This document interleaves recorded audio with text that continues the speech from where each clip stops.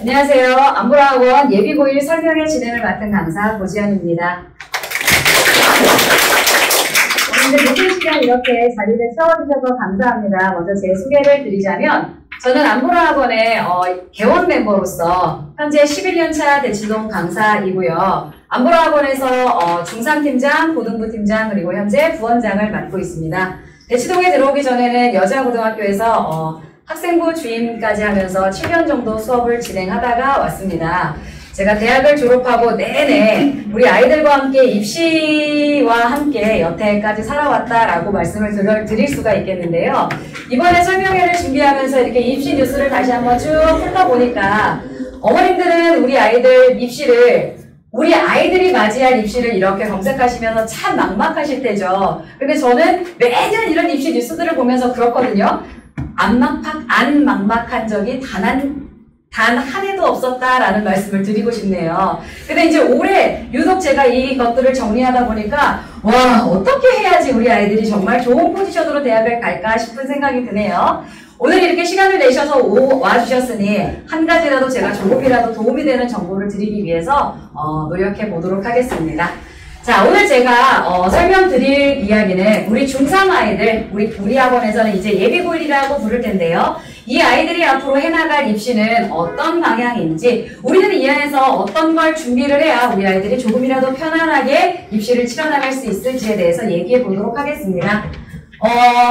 고교학점제가 내년부터 전면 도입된다라는 뉴스가 있죠. 2022년부터 시행이 되었고 지금은 일부 특목에서만 진행을 하고 있는데 내년부터는 일반고에도 다 적용이 된다라고 합니다. 어머님들 많이 가시는 카페에 제가 들어가 봤더니 막 엄청 시끌시끌 하더라고요. 그럼 우리 모두 특목으로 가야 되는 거냐? 아직 일반고는 너무 준비가 안 된 게 아니냐? 근데 뭐 적용이 된다라고 하면 적용을 하시는 거니까 저희는 받아들일 수밖에 없겠죠. 또 그 안에 엄청나게 태풍 같은 뉴스지요. 2028년 대입 개편안입니다. 우리 아이들이 이제 정면으로 들어가야 될 대입에서는 수능 어떤 변화가 있다라고 하죠. 선택과목제가 폐지가 됐다라고 하죠. 우리 이거 선택과목제 시행된 지도 얼마 되지 않았죠. 국어만 말씀드리더라도 뭐 자기 전공에 맞는 공부를 좀 더 깊이 있게 해라 라는 취지에서 뭐 언어와 매체를 선택할래, 화법과 작문을 선택할래 이런 선택 과목을 가졌던 것이 과학, 사회 다 폐지가 돼서 이제는 문이과 통합 그 다음에 이제 뭐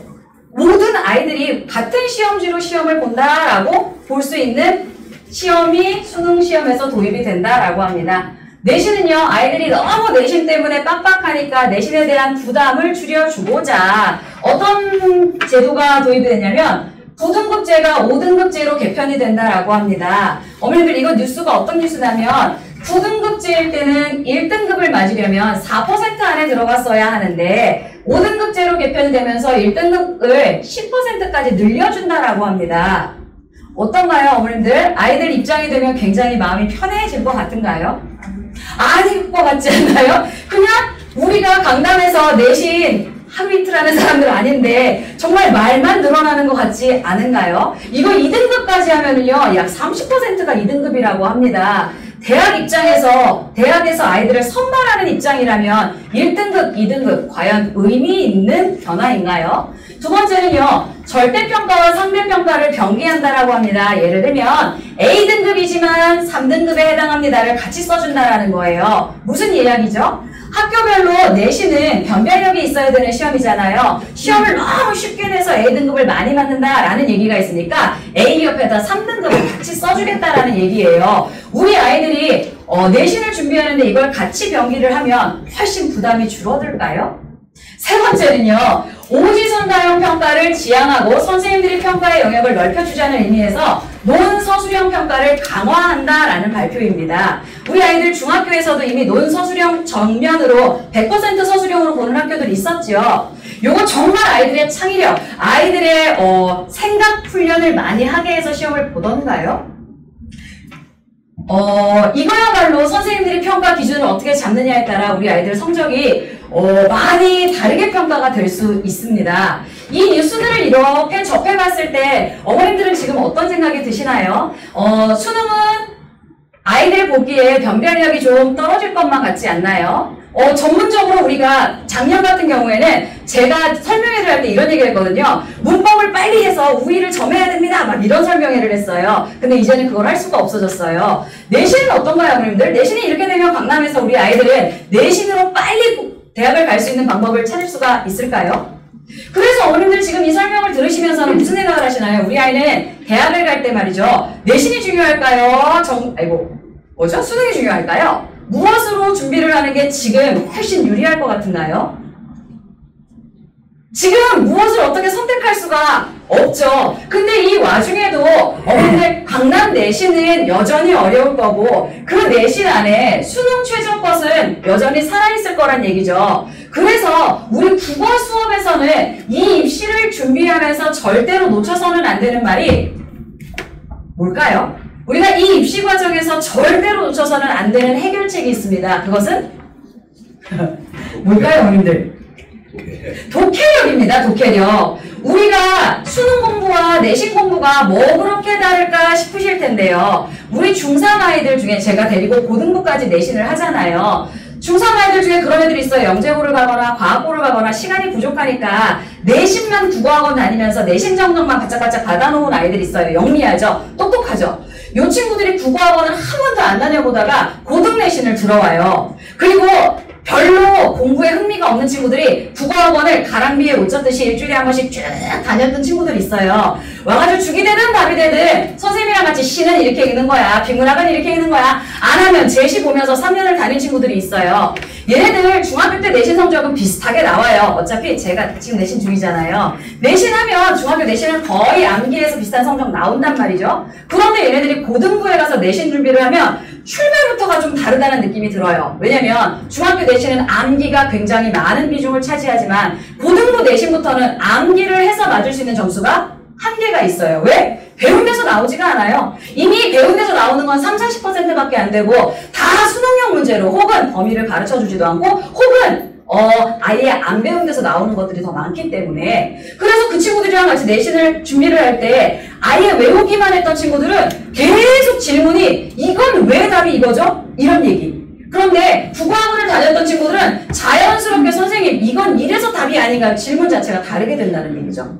그래서 수능이 중요하건 내신이 중요한 건이 아니라 이 친구들은 어쨌거나 이런 입시제도 안에서 국어에서 중요한 우위를 선점하려면 독해력을 쌓아놓지 않고서는 어쨌거나 내신이건 수능이건 좋은 점수를 얻기는 어렵다. 특히나 강남에서 입시를 해나가려면 어머님들 강남 내신은 더욱이 독해력 없이는 1등급 받기는 정말 어렵다.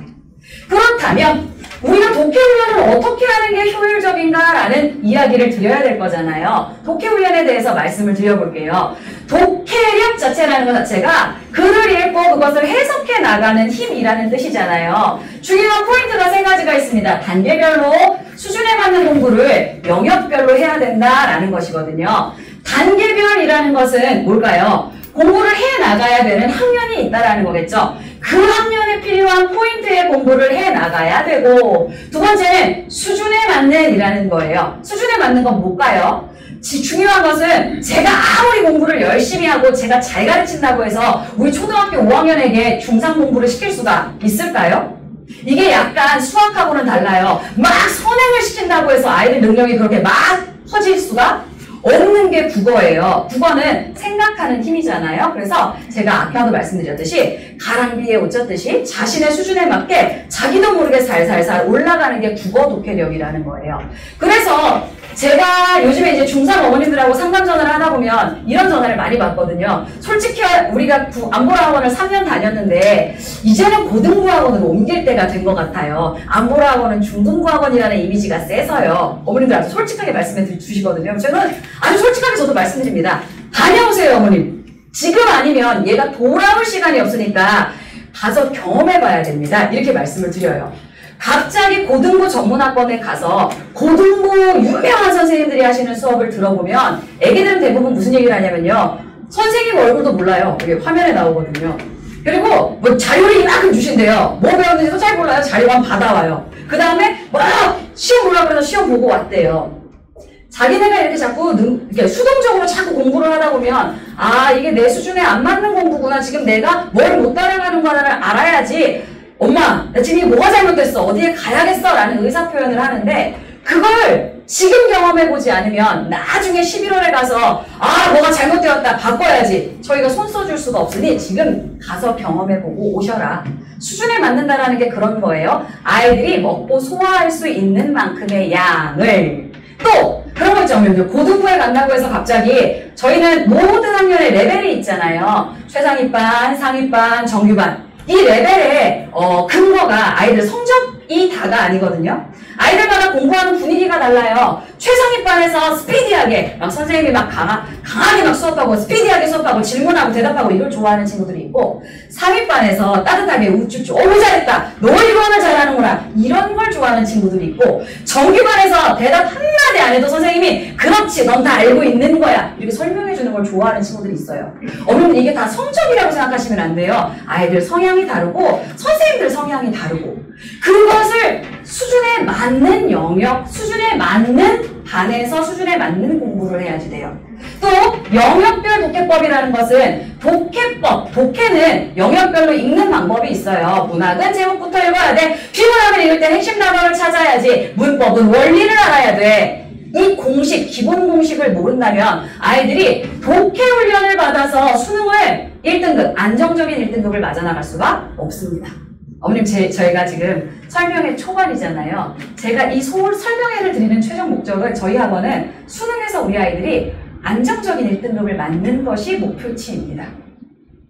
지금 표정들이 어떠시냐면요. 그걸 우리가 다 하고 싶지. 그걸 누가 모르나 이러시잖아요. 제가 이렇게 막 근거 없이 막 이렇게 지금 영상으로 지금 여기에서 어머님들 한 30분 오셨지만 영상으로 지금 이 설명회를 보시겠다는 분이 150명, 200명 지금 대기하고 계시거든요. 아무 근거도 없이 학원의 부원장이라는 사람이 막 이렇게 허세를 부리면 안 되잖아요. 제가 근거를 가지고 데이터를 가지고 드리는 말씀을 드리는 거니 잘 들어주시길 바랍니다. 자, 그래서 안보학원에서는 어떤 수업을 한다는 것인가?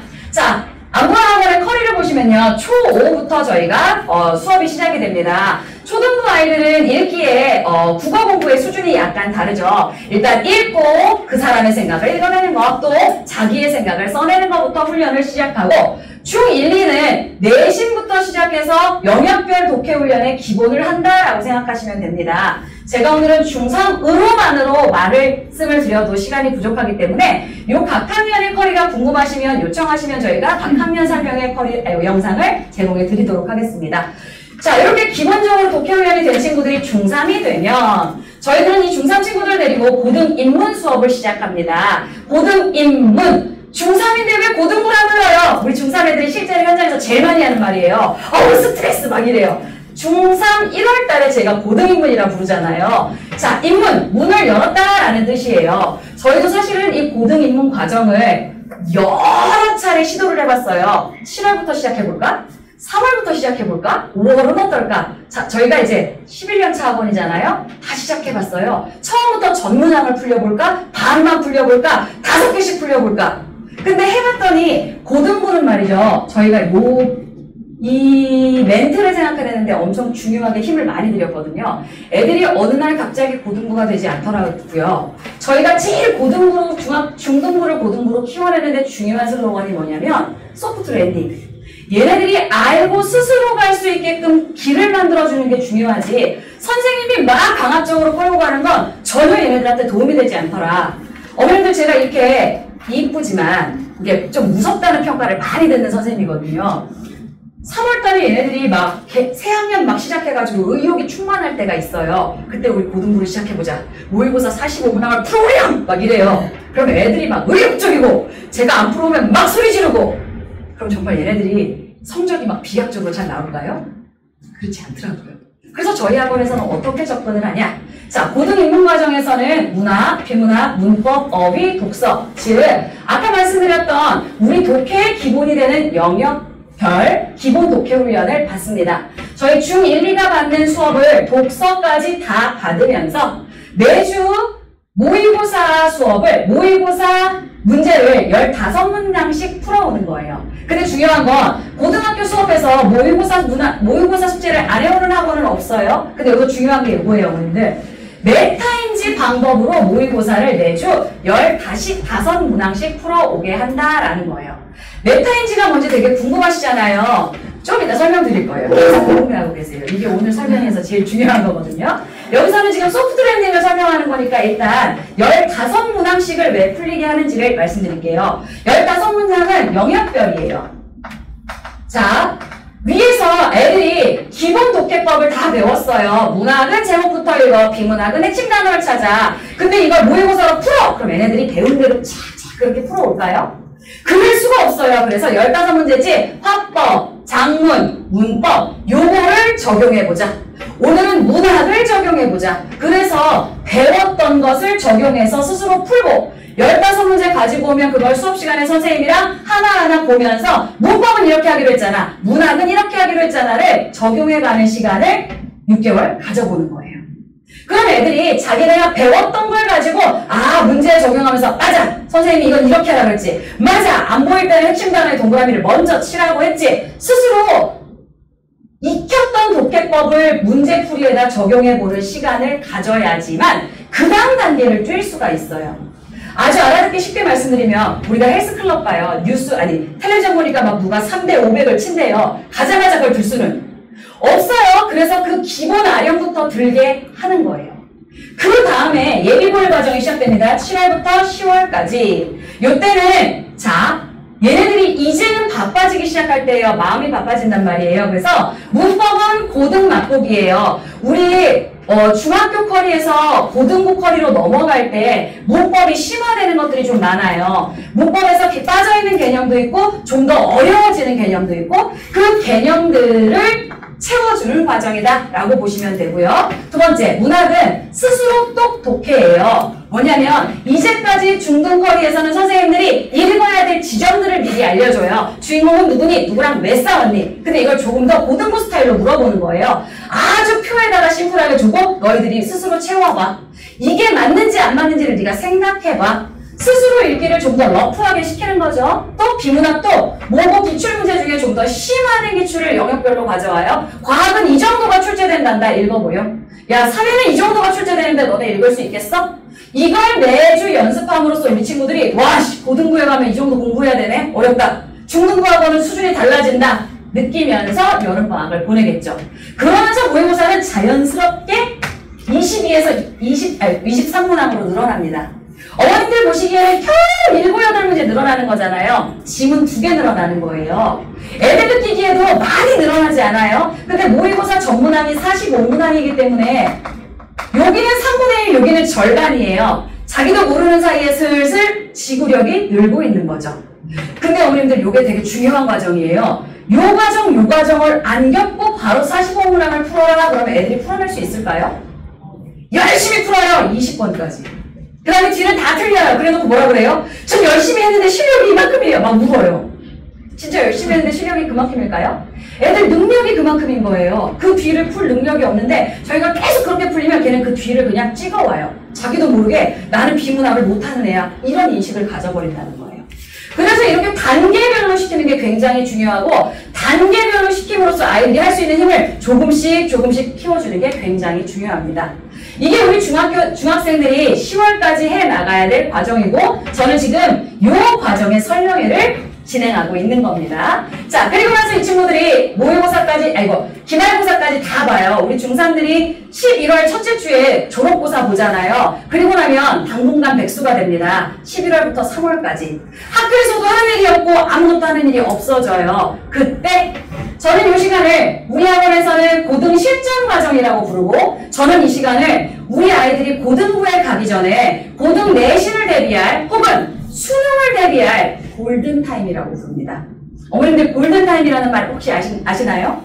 우리 친구들이 이 시간에 고등부 공부를 제대로 대비해놓지 않으면 혼자서 학교에 들어간 3월 달에 공부를 다시 시작해서 메꾸기는 불가능하다.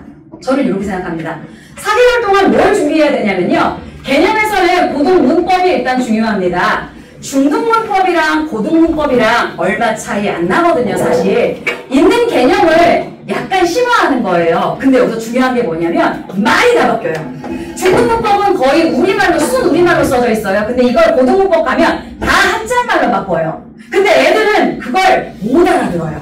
그래서 이 개념어를 바꿔주는 수업을 한번 반드시 들어야 됩니다. 또 중등 문법에서 못 들었던 개념들이 우리 교육과정에서 빠져있는 게 있잖아요. 그걸 한 바퀴 채워줘야 모의고사에서 갑자기 출제되는 안 배운 문법 문제를 해결할 수가 있어요.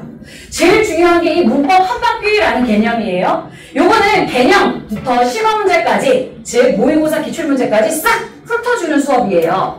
여기에서 힘을 안 주면 우리 대치동에서 이 까다롭다고 소문난 내신 문법을 해결할 수가 없어요. 아예 손을 못 댑니다.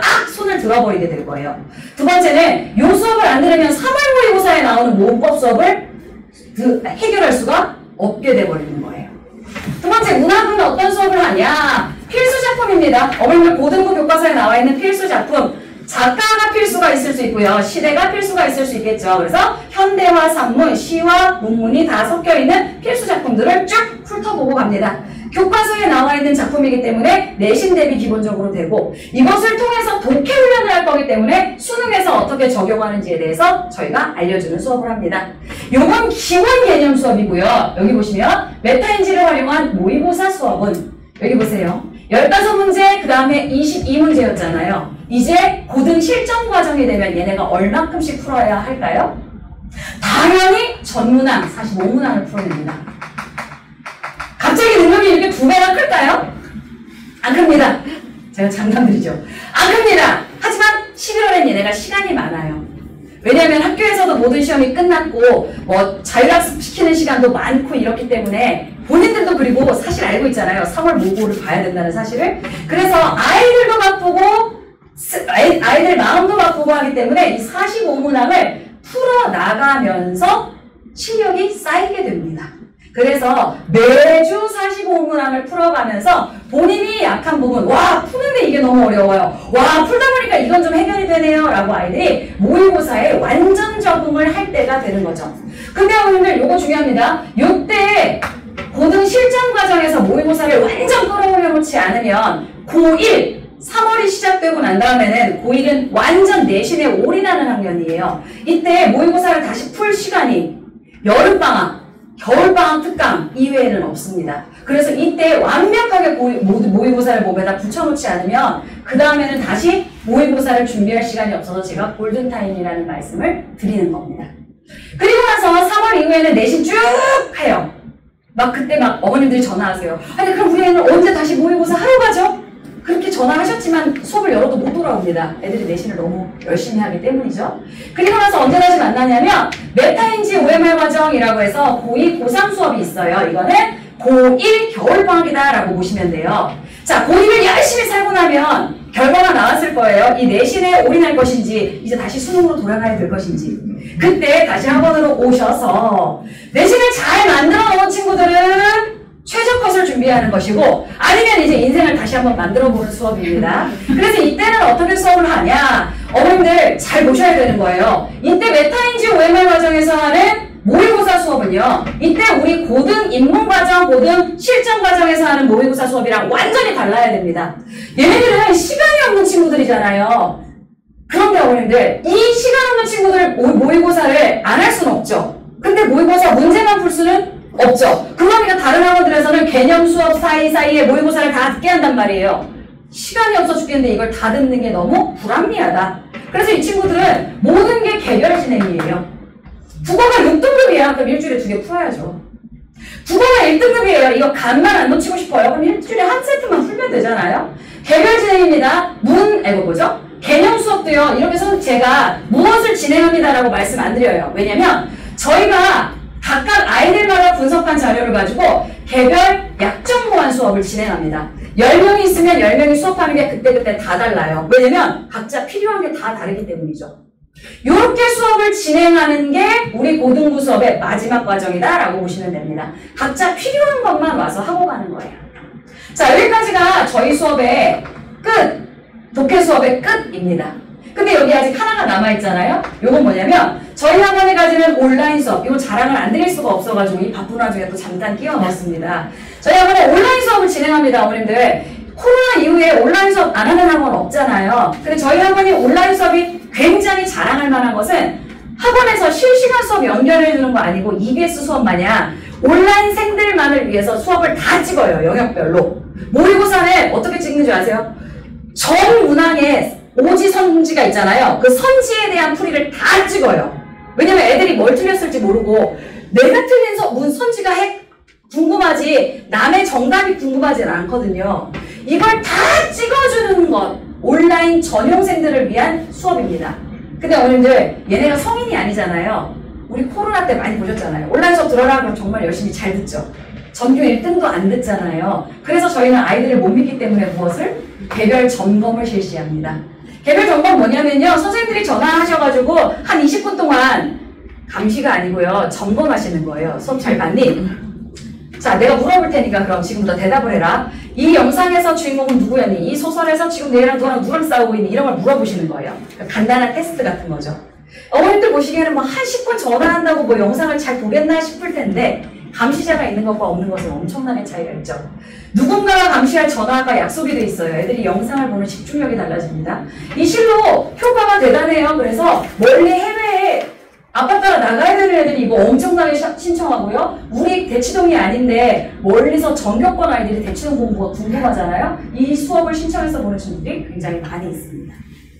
자, 여기까지가 저희 학원에서 어떻게 영역별 독해 수업을 시키는지에 대한 쭉 커리큘럼 설명이었고요. 오래 기다리셨죠? 저희 학원의 전매 특허. 이걸 보셔야 됩니다. 자, 그러면 모의고사 수업. 자, 고등부학원에서 모의고사 안 시키는 학원이 없을 텐데 어떻게 특허받은 메타인지 OMR이라는 게 있을 수 있을까? 어머니는 상식적으로 학원에 특허청이 특허를 줬다는 것 자체가 이해가 안 되시죠?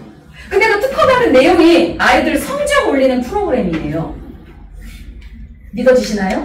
근데 이게 성적이 안 올라갔으면 특허가 나왔을까요? 저희 이거 봤는데 굉장히 오랜 시간 투자했습니다. 카이스트 박사님들 여럿 모여가지고 계속 증명이 돼서 받았습니다.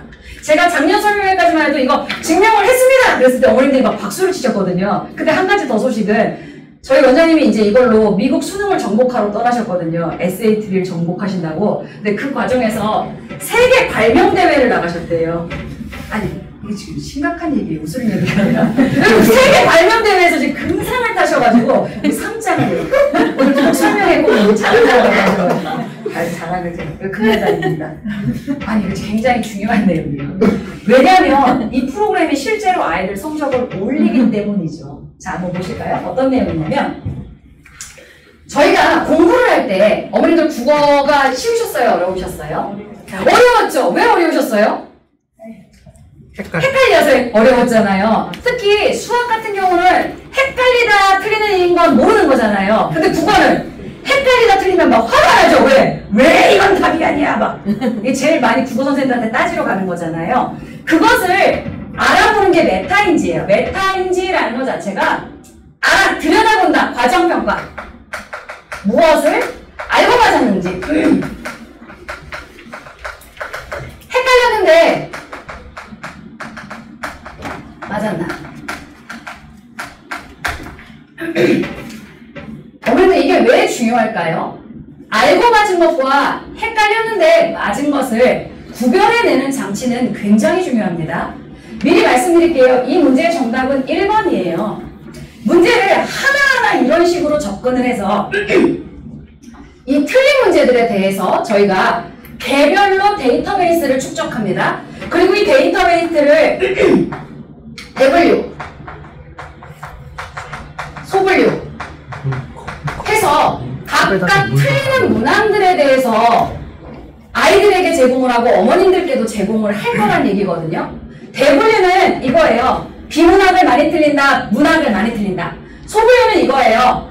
비문학 중에서도 인문 사회를 많이 틀리는구나, 과학 기술을 많이 틀리는구나, 외적 중거를 많이 틀리는구나, 내용 파악을 많이 틀리는구나.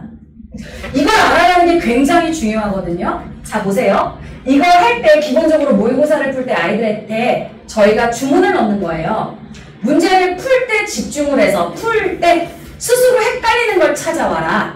완벽히 하나도 안 헷갈리면 답을 한 개만 내는 거예요. 미션이 그거예요. 근데 풀다가 쬐끔이라도 헷갈리면 정답을 2개로 접근하자. 이건 정답. 요건 매력적 오답이라고 우리가 체크를 하자가 미션이에요. 그러면 3월달에, 아니 1월달에 제가 이걸 설명하면 애들은 다 어떤 표정이냐면 귀찮게 이거를 막 이래요. 근데 요때 제일 말을 잘 듣는 아이들이 공부 잘하는 여학생들. 얘네는 엄청 욕심이 대단하잖아요. 그 친구들이 효과를 반해서 내면서 아이들이 쫙 올라오는 거예요. 자, 정답! 다 알았어. 하나도 헷갈리지 않고 이게 정답인 것 같아요. 어머님들 잘 보세요. 이 영역은 다시 들여다보고 공부를 하고 시간을 쓸 필요가 없습니다. 그러고 얘네가 고2, 3이 됐을 때는 이 영역을 더 들여다볼 필요가 없어요. 여기 에너지를 안 쓰는 게 어마어마한 메리트가 되는 거예요. 두 번째, 여기 좀 보세요. 자, 이게 정답 같은데, 알겠어요. 이게 정답 같은데, 아니 2번이 아무래도 왜 정답이 아닌지가 모르겠네. 찝찝하네. 늘 항상 저희 문제, 국어 문제 풀다 보면 이런 거 있잖아요. 제가 항상 애들한테 내는 거 있어요. 국어 수능 문제를 만드는 책이라는 걸 보면 다음 중 사과에 가장 가까운 걸 찾으시오. 짜증이 정말 나지 않습니까? 사과가 뭐죠? 아, 당연히 2번이 답이잖아요? 근데 이걸 왜 사과가 아니라고 하는가? 풀을 수 있잖아요. 그래서 이게 왜 오답인지 찝찝한 걸 세모로 쳐오는 거예요, 어머님들. 자, 이게 어떤 차이를 내냐면 맞고 틀리는 경쟁에서 이거 맞았죠. 당연히 얘는 이 문제 아는 거잖아요. 근데 이걸 체크하는 게 어떤 효과가 있냐라는 거예요. 맞고 틀렸어요. 여기 고민하는 거잖아요. 이게 맞았어요. 그럼 요거 돌아보는 사람 있어요? 이게 맞은 게 더 문제예요. 맞고 틀리다가 고민하다가 얘를 틀렸으면 얘를 다시 보게 될 텐데 맞는 순간 이걸 들여다보질 않는단 말이에요. 그럼 얘는 보이지 않는 약점으로 계속 쌓이는 거예요. 이걸 전교 1등들은 기가 막히게 알아봐요. 이 3점을 제일 잘 활용하는 아이들이 최상위권 아이들이에요. 그래서 얘네들은 이 점수를 최종적으로 내면 180점 만점인데요. 항상 모든 모의고사에서 요 한 문제를 자기가 끝까지 해결이 안 됐던 한 문제를 체크를 해요. 안 틀릴 거예요. 답은 알았어요. 근데 내가 헷갈렸던 걸 체크를 해서 자기 약점을 늘 체크해 놓는 거예요. 그리고 오답풀이 할 때 얘를 다시 들여다보는 거예요. 그래야 얘가 누수가 없는 약점이 안 되는 방법으로 가는 거예요. 어떤 말씀 드리는지 알겠어요? 저희 학원, 제가 최상위반 담당이잖아요. 최상위반 아이들이 만점을 받고 싶어하는 욕망이 대단해요. 그래서 이걸 안 체크하는 애들이 더 많아요. 봐보죠. 문제를 푸는 과정에서 네가 헷갈렸던 걸 들여다보고 그걸 없애나가는 게 이 과정의 목표야. 이 말을 알아들은 친구들은 그 다음부터는 자기가 혼자 하는 공부 있잖아요. 사회과학에서도 세모를 해요. 그래야 들여다보고 다시 볼 수 있어서 그 비슷한 문제를 안 틀려나갈 수 있으니까요. 두 번째, 여기 보실까요, 어머님들? 자, 정답이 1번이라고 제가 말씀드렸잖아요. 근데 이렇게 체크해보는 애 있겠죠? 아, 난 2번이 정답 같은데 1번이 매력적 오답이에요. 얘, 이 문항에 대해서 지식이 없나요? 얘랑 똑같은 애 아닌가요? 그런데 얘는 이게 정답이고 이게 매력적 오답이라고 그랬잖아요. 맞고 틀리는 문제로 했으면 얘 틀렸죠? 이런 친구들이 어떤 친구들일 것 같으신가요, 어머님들? 이 친구들이 중위권 친구들. 제가 보니까 이런 거 있잖아요. 우리 애는 공부를 열심히 하는데 왜 모든 과목이 3등급이죠? 우리는 내신이요. 아주 열심히 학원 다니는데 왜 모든 과목이 자꾸 87점쯤이죠? 왜 그런 것 같은가요, 이 친구가? 공부를 안 하는 게 아니에요. 했는데 어설프게 하는 거죠. 개념이 헷갈리는 거잖아요. 어설프게 해서 정답을 못 가려내는 거잖아요. 그럼 얘는 처음부터 여기서부터 공부를 다 해나가야 되나요? 아니요. 헷갈리는 부분에서 뭐 때문에 뭐가 헷갈렸는지만 선생님이 자꾸 짚어주면 얘는 자꾸 이 안으로 들어올 수가 있어요. 얘네가 동기부여가 굉장히 잘 되는 둘이에요. 야, 너는 요것만 알았으면 맞았을 텐데. 그럼 맞아요. 그리고 척척척 올라오는. 그럼 얘는 어떨까요? 어머님들. 자, 정답은 1번입니다. 근데 저는 3번이 정답이에요. 4번이 매력적 오답입니다. 이렇게 찍어왔어요. 얘 어떤 아이죠? 이런 친구들 되게 많죠, 어머님들. 매우 열심히 공부를 합니다. 하지만 엉뚱한 것에 꽂혀있는 친구들이죠. 이런 친구들은 어머님들 이 문제 아는 거에 모르는 거예요. 이게 선생님들 입장에서 얼마나 나이스인지 몰라요. 너 이거 정말 모르는구나. 다시 보자. 이걸 누가 알 수 있어요? 얘가 이렇게 엉뚱한 공부를 하고 있는지. 아주 성실하게 확실하게 맨땅에다 계속 머리를 박고 있는 애들이에요. 근데 그런 문항을 어머님들이 어떻게 하실 수 있어요? 제가 어떻게 알겠어요? 이런 친구들이야말로 다시 공부를 어디서부터 시켜야 될지를 잡아줄 수가 있는 프로그램이라는 거죠. 그럼 어머님들이 이 성적표를 받았어요. 그럼 우리 아이가 0점이 많아요. 그러면 이게 문법에 많아. 그럼 문법을 다시 책 개념부터 시켜야 되네를 아셔야 되는 거죠. 여기까지는 그래도 희망적입니다. 어머니는 왜 2점 다음에 0점을 썼을까요? 자, 여기 1점하고 마이너스 1점 이 아이들은 뭘까요? 제가 애초에 이 프로그램을 어떻게 쓰는 거라고 그랬죠? 제가 애초에 주는 미션이 뭐였죠? 그렇죠! 확실하게 맞는 것만 하나 골라와. 아니면 2개로 접근해 그랬어요. 그랬더니 어떻게 정답은 3번입니다. 확신을 하는 거예요. 그럼 저는 원래 아이들을 믿지 않는다고 그랬잖아요. 그럼 어떻게 하죠? NO! 다시 입력. 이 메타인지 이 앱에서 넘어가질 않아요. 이 꺼지지가 않아요. 입력 완료가 안 돼요. 그럼 얘가 문제를 다시 봐요. 다시 입력이 뜨거든요. 그러면 다시 봤을 때 깜짝 놀라요. 적절하지 않은 건데 적절한 걸 골랐거든요. 아니면 저 같은 사람은 정답을 입력할 때 꼭 3번을 여기다 골라놓고 4번을 그렇게 누르고 있어요. 깜짝이야! 그럼 정답 여기 있잖아. 1번. 3번인데 바로 1번을 골랐어요. 얘는 이 문제를 모르나요? 맨날 이렇게 착각을 하는 문제가 있구나. 그 유형에서 긴장을 해서 문제를 풀어야 된다. 근데 이런 애도 있어요. 3번이 정답입니다. 다시 골라. 5번. 웃으시면 안 돼. 눈물이 나셔야 되는데. 5번 이랬어요. 얘는 이 영역 어때요? 생각도 안 하고 막 푸는 거잖아요. 얘는 야단을 맞아야 되죠. 야단. 근데 이런 친구들이 이런 프로그램이 없으면 연기를 해요. 전 이게 최선입니다. 선생님 저는. 어머님들 이런 친구들이 공부를 시작해서 너가 요거를 2개로만 찍어도 봐봐요 어머님들 얘네들이 이걸 2개로만 찍어도 너는 성적이 이렇게 오를 수가 있어. 제가 막 이런 얘기를 해주잖아요. 얘네가 동기부여가 엄청 돼서 수업 시간에 성적이 막 올라갑니다. 이 프로그램의 효과가 최상위권 친구들은 정말 불명예 1등급이 된다는 거. 중위권 친구들은 동기부여와 함께 약점을 정확하게 파악해서 불필요하지 않게 자기한테 필요한 공부를 하게 된다는 거. 불성실한 친구들은요. 그 다음 하위권 이런 말을 안 합니다. 불성실한 친구들은요.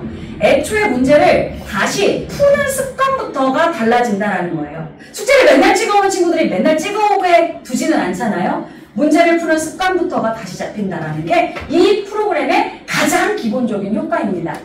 이 정도 가지고 어머님들 특허까지 받았다 애매할 수 있잖아요. 요게 쌓이면 어떤 효과가 나냐면요. 제가 본 중에 가장 드라마틱한 애들은 재수생이었어요. 재수하고 학원에 왔어요. 3월 달에. 그때 6등급이었어요. 예체능이어서. 근데 정확하게 6월 모의고사를 봤을 때 2등급까지 올라가더라고요. 본인이 급하니까 받아들이고 오늘 정답을 5개 중에 2개 찍으라 그러면 얼마나 마음이 편안해집니까? 그리고 정답 점수가 막 올라가는 거예요. 그리고 약점이 막 나오는 거예요. 이해되셨을까요? 그리고 제가 저희 반에 지난번에 했던 아이는 단대국어 다니는 친구예요. 이게 180점 만점이라고 그랬잖아요. 저희는 상위반만 수업을 하거든요. 상위반 남자애 성실해요. 몇 점으로 시작을 할까요? 상위반 남자애 성실해요. 180점 만점이에요. 이렇게 한 점이 만점이 4점이거든요. 한 문제가 이게 45분 나옵니다. 그 남자애가 74점으로 시작을 하더라고요. 반점이 안 되잖아요. 너무 무섭더라고요. 그래서 제가 너는 이제 3월 모의고사를 본다. 반대부고는 그걸 벽에다 붙인다. 막 협박을 했죠. 그리고 정확하게 1월에 성취도 평가를 봤는데 얘가 140점 나오더라고요. 대단한 강사 아니겠습니까? 아이들 모의고사를 막 2배 뛰기를 시킵니다. 그리고 얘가 3월 모의고사에서 2등급 받았어요. 어머님들 모의고사 성적이 이렇게 올랐다는 말씀 들어보신 적 있으세요? 저 학교 선생님 출신이라 그랬잖아요. 제가 고등학교 선생님이었잖아요. 애들한테 모의고사 성적 올리는 방법으로 뭘 얘기할까요? 내일 정해진 시간에 성실히 풀고 해설지를 열심히 참고하여 혹은 여름방학에 놓치지 말고 고전시 100편을 정독하여. 근데 카이스트 박사들은 접근법이 다르더라고요. 그리고 내주는 결과지가 다르더라고요. 어머니 이거 한번 보실까요? 지금 가지고 계신 봉투에 요거 있을 거예요. 메타인지 측정 솔루션. 요거는 제가 이렇게 목이 터져라 말씀드린 메타인지 방법. 그리고 이걸 초등 버전으로 단어장까지 개발을 하셨거든요. 우리가 영어 단어 외우는 거 어렵잖아요. 그런 걸 이렇게 외우면 애들이 훨씬 효과적으로 쉽게 외울 수 있더라라는 거 설명드린 버전이에요. 집에 가서 읽어보시고 초등부 아이가 있다면 다시 한번 또 이제 연락을 주시면 되고요. 다음에 요거 저희 자료 있잖아요. 우리들 요 자료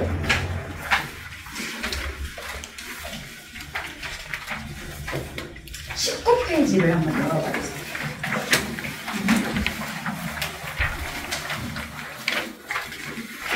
자료를 보시면 이게 이제 저희가 이렇게 아이들이랑 수업을 하고 난 후에 쓰는 메타인지 데이터 분석 예시 자료예요.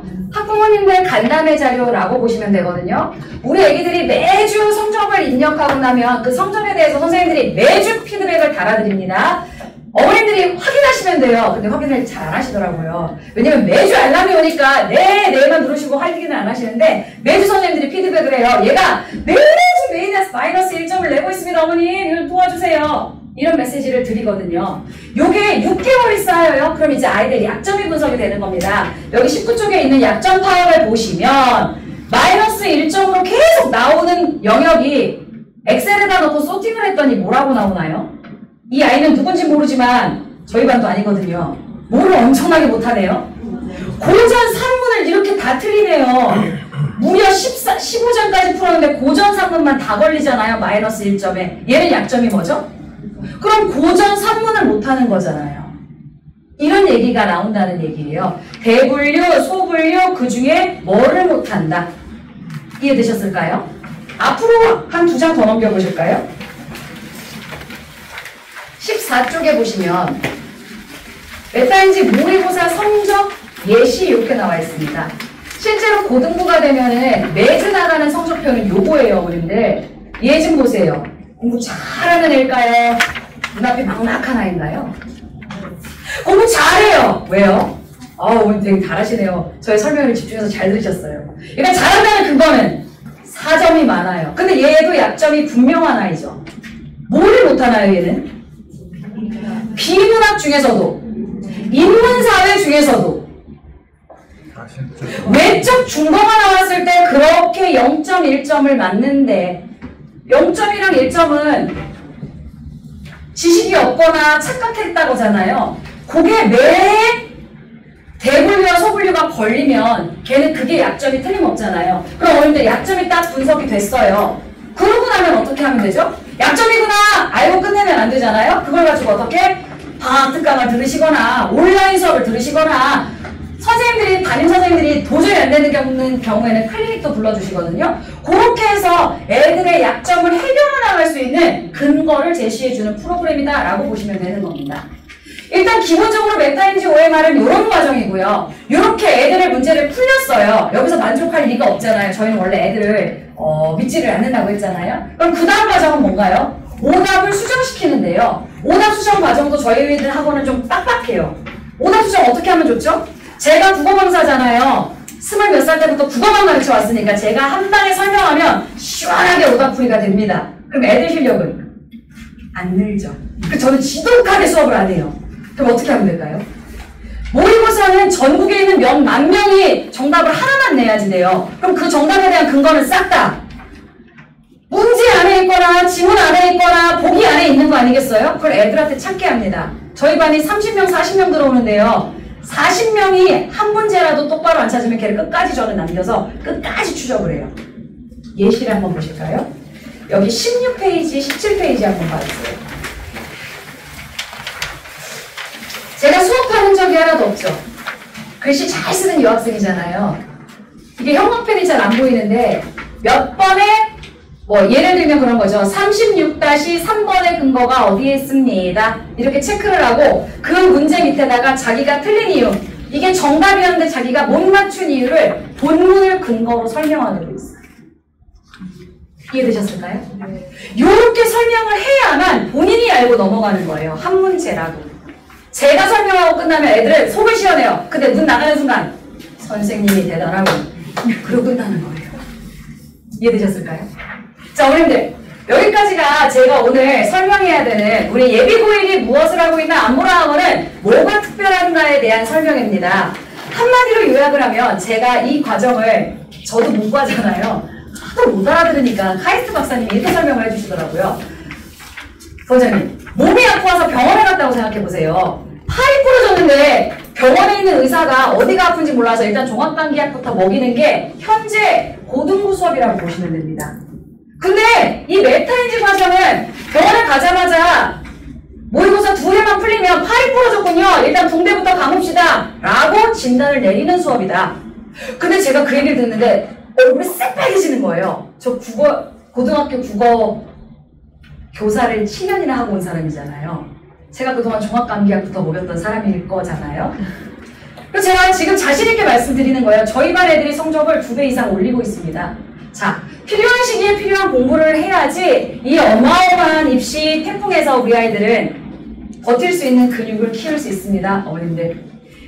늦은 시간까지 설명회를 잘 들어주셔서 감사하고 이 뒤에는 저희 실제로 이 예비고일 수업을 진행하는 선생님들 소개를 드리겠습니다. 지금 내신 수업이 진행되고 있어서 직보 때문에 참석을 못한 선생님도 계시고요. 제가 그분에 대해서는 간단히 또 설명을 드리도록 하겠습니다. 선생님들 들어와 주세요.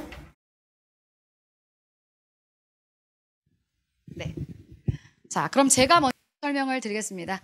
다시 한번 인사드리겠습니다. 저는 안보라학원의 미모 담당 강사 고지연입니다.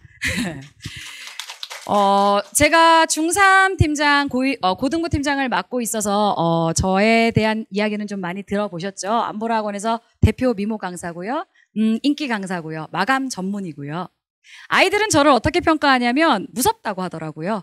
요즘 들어 그 무섭다는 평가가 더 심해진 것 같아요. 옛날에는 그 무섭다라는 이미지가 제가 만든 이미지였어요. 학생부 주임 출신이라고 했잖아요. 소리를 빽빽 지르면 됩니다. 근데 요즘은 아이들이 무서워하는 포인트가 약간 달라진 것 같아요. 최상위반 수업, 대치동에서 최상위반 수업을 오래 진행하다 보니까 아이들이 잘하고 싶어하는 의욕, 잘하고 싶어하는 욕심을 제가 잘 활용하기 때문에 아이들이 저를 무서워하는 것 같습니다. 내신 수업을 진행하다가 어떤 어머님께서 전화를 하셨는데 부원장님은 어차피 최상위반 애들만 수업하시잖아요. 최상위권 애들만 수업하시잖아요. 라고 하시더라고요. 어머님들 안보라 학원은 내신을 비재원생도 받습니다. 제가 최상위권만 수업하는 게 아니라 저한테 맡겨주시면 다 최상위권이 되는 겁니다. 자, 맡겨주시면 결과로 보여드리겠습니다. 감사합니다. 네, 안녕하세요. 저는 안녕하세요. 저는 2학년 팀장을 맡고 있는 박은정입니다. 저는 터프함과 섬세함을 두루 가지고 있어요. 그리고 우리 친구들이 주어진 시간 안에 시간 대비 최대 효율을 수업의 가장 큰 목표로 삼고 있기 때문에 그때그때 해야 될 것들에 대해서 약속을 소중히 생각하는 편입니다. 지키지 않으면 엄청 집착합니다. 그리고 저희 안보학원에서 잘 배우고 우리 친구들이 고등 가서 결코 함께한 시간들이 헛되지 않도록 튼튼한 국어 실력의 뿌리를 내려주는 것은 당연하고요.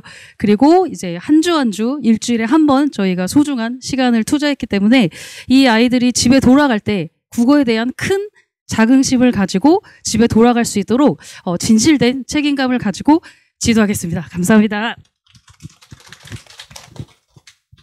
안녕하세요. 안보라학원 최연수 팀장 황민경입니다. 요 사실 조금 놀라신 것 같은데 조금 더 놀라운 사실을 말씀드리면 학창시절엔 전교 1등 그리고 스카이 출신까지 이렇게 좀 순해 보여도요 꽤나 독하고 또 치열하게 공부를 해봤습니다. 그래서 저는 공부 잘하는 방법을 알고 있습니다. 제가 알고 있는 이 방법과 경험을 바탕으로 우리 진짜 실전을 앞두고 있는 중3 친구들이 탄탄하게 실력을 쌓아서 안정적인 1등급을 받을 수 있도록 이제 치열하게 지도하고 있습니다. 맡겨주시면 최선을 다하겠습니다. 감사합니다. 안녕하세요. 안보라 국어학원 유보선 강사입니다. 저는 높은 완성도를 추구하는 강사라고 말할 수 있을 것 같습니다. 그래서 학생들의 습관을 좀 빠르게 잡고요. 그리고 성적 향상을 빠르게 이끕니다. 장점을 좀 빠르게 파악하고요. 단점은 빠르게 보완합니다. 그래서 제 반 학생들은 최상위 반으로 많이 레벨업을 합니다. 더불어 저는 최상위 반 담당 강사입니다. 높은 기준으로 학생들을 이끌고 있습니다. 그러다 보니까 예비고일 학생들이 보다 국어를 잘 할 수 있도록 잘 지도할 자신이 있습니다. 감사합니다. 안녕하세요. 젊은 에너지로 파이팅 넘치는 수업을 진행하고 있는 안보라학원 강사 김가람입니다. 제 수업은 쉽고 꼼꼼하게 학생 관리는 확실하게 진행하고 있습니다. 학생들에게 중요한 개념부터 학생들이 어려워하는 포인트까지 차근차근 짚어갑니다. 무엇보다 학생들의 약점을 분석하여 이를 개인 클리닉을 통해 보완해 나가는 것을 가장 중요하게 여깁니다. 우리 학생들에게 국어라는 과목이 어렵고 막연한 과목이 아니라 가장 자신 있는 과목으로 여겨질 수 있도록 밀착 관리하며 끌고 가겠습니다. 감사합니다. 안녕하십니까. 꼼꼼하다, 이해하기 쉽다. 제가 학생들에게 또 부모님들에게 가장 많이 듣는 피드백인데요. 국어를 알기 쉽게 또 꼼꼼하게 공부할 수 있도록 하는 방법에 집착하는 강사 이준미입니다. 이러한 공부가 되기 위해서 필요한 건 무엇보다 소통과 공감입니다. 그래서 아이들이 마음이 연결되면 실력으로 연결되기 때문인데요. 고등으로 가는 가장 중요한 시기인 만큼 아이들에게 또 이런 마음을 연결하면서 국어의 기반이 될 수 있도록 꼼꼼하게 또 품고 함께 놓치지 않고 끝까지 지도하겠습니다. 감사합니다. 예비고일 선생님 중에 참석하지 못하신 선생님은 오영미 팀장님 있으십니다. 안보라 학원의 엄마 캐릭터라고 늘 자처하시고요. 언제나 따뜻한 미소로 다시 와 하시면서 불러주시고 남겨주시고 하시는 분이신데 지금은 직부 때문에 참석하지 못했으니 시간표 참고해 주시면 되겠습니다. 오늘은 설명의 관계로 어머님들 이렇게 데스크 상담은 조금 어려울 수 있습니다. 맨 뒷장에 그 신청서 적어주시면 순차적으로 저희가 전화를 드려서 응대하도록 하겠습니다. 늦은 시간까지 저희 설명회 들어주셔서 감사합니다.